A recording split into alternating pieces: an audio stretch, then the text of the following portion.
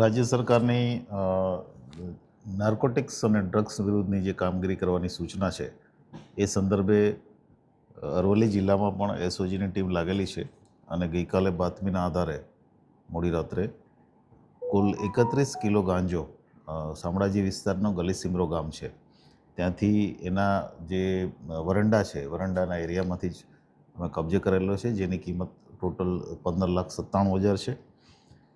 એક આરોપી રામાભાઈ ઓજાત જે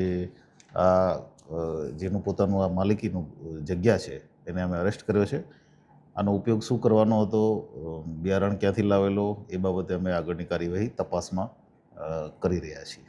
સાહેબ, જાતે ભાવતા હતા કોઈ એમના સલાહ આપી કેવી હતી તપાસમાં? અત્યાર સુધી જે વિગત મળી છે એ મુજબ એણે આ જે છે ગાંજાનું વાવેતર પોતે જાતે કરેલું, પણ બિયારણ તો ક્યાંકથી લાવ્યા જ હશે અને આટલો મોટો જથ્થો છે એટલે કન્ઝ્યુમર માટે પણ અમે ઇન્વેસ્ટિગેશનમાં ડિટેલ લઈશું.